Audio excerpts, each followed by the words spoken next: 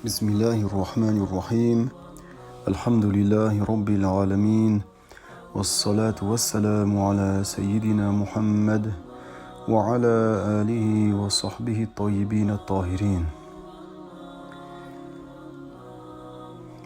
La pluie.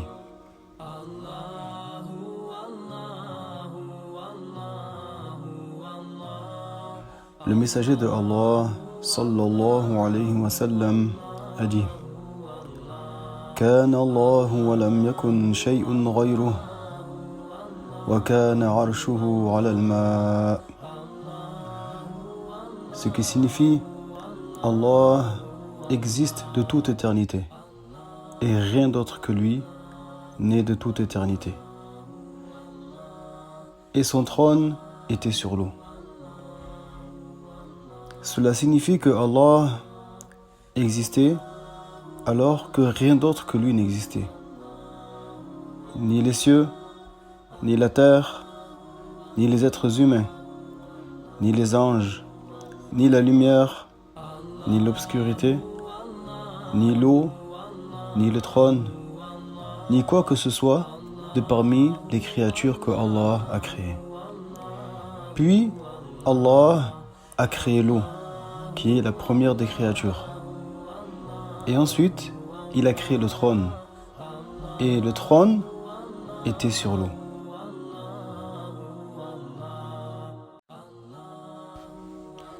Ainsi, nous apprenons qu'il existe une eau qui est sous le trône.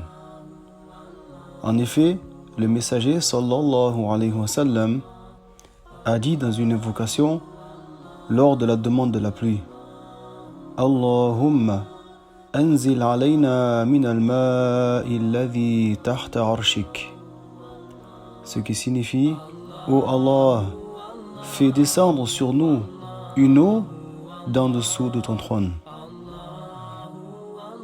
À partir de cela, nous savons qu'il y a une eau qui existe sous le trône et que l'eau de la pluie provient de cette eau-là qui est en dessous du trône.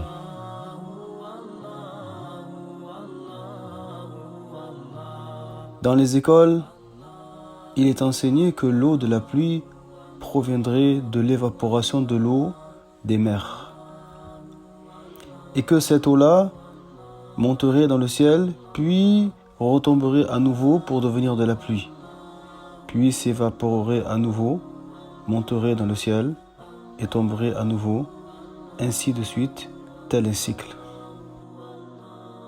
Or, celui qui observe, il sait que la quantité d'eau de pluie qui tombe est beaucoup plus grande que la quantité d'eau qui s'évapore des mers.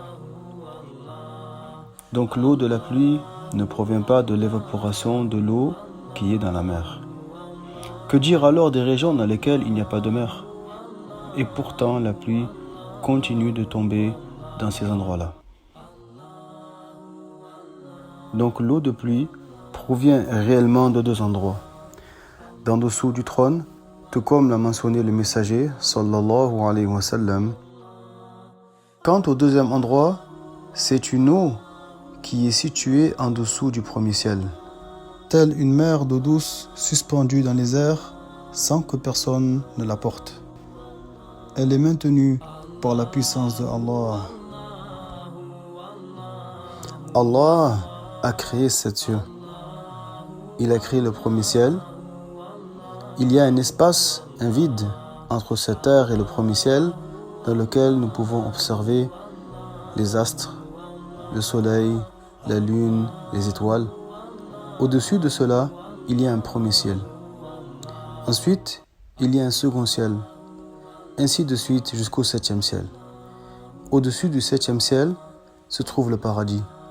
Et au-dessus du paradis se situe le trône, qui est la plus grande des créatures que Allah a créées en termes de volume. Le trône n'est pas un endroit dans lequel Allah prendrait place, tout comme les rois s'installent sur leur trône.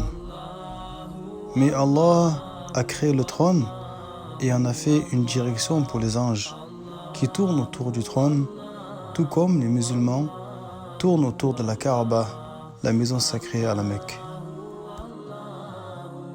Donc Allah a créé une mer douce qui se situe en dessous du premier ciel, et cette mer-là contient des poissons.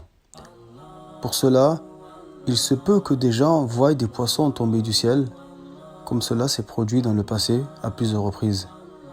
Et la raison, c'est que des poissons qui provenaient de cette mer-là sont tombés et sont descendus sur cette terre.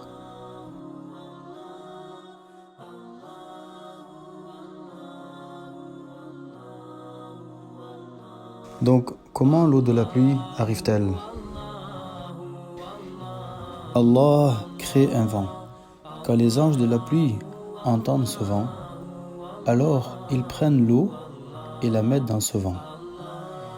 Ils comptent et mesurent chaque goutte d'eau, qui sera des gouttes d'eau de pluie. Le vent alors transporte cette eau jusqu'aux nuages. Allah dit dans le Coran: وَأَرْسَلْنَا الرِّيَاحَ لَوَاقِحَ. Ce qui signifie: et nous avons envoyé les vents qui transportent la pluie aux nuages.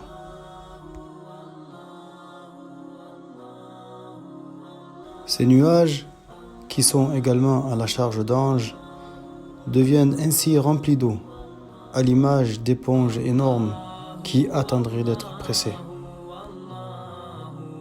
Lorsque les vents arrivent et pressent ces nuages, et que ces nuages bougent de haut en bas, de droite à gauche, alors l'eau est compressée et sort de ces nuages en tant que pluie. Allah dit dans le Coran: وَأَنزَلْنَا مِنَ الْمُعْصِرَاتِ مَاءً ثَجَّاجًا. Ce qui signifie: et on a fait descendre de l'eau à partir de nuages qui sont pressés.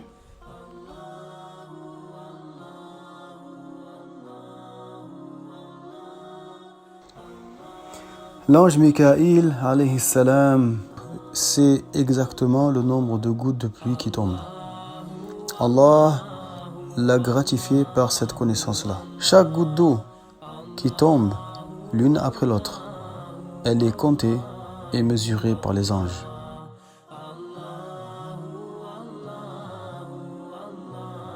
Chaque jour, Allah fait descendre la pluie sur terre.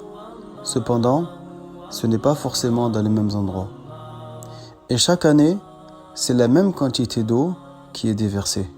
Mais ce n'est pas forcément dans les mêmes endroits également.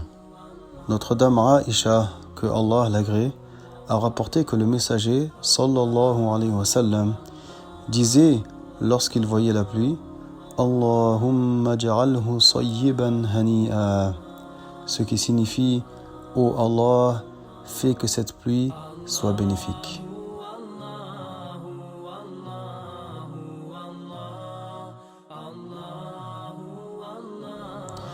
Le sujet de la pluie est un sujet qu'il convient de savoir. Peu de gens en ont la connaissance.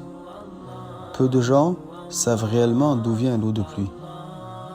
Le messager de Allah, sallallahu alayhi wa sallam, ce prophète qui ne savait ni lire ni écrire, nous a informés par révélation d'où venait l'eau de la pluie.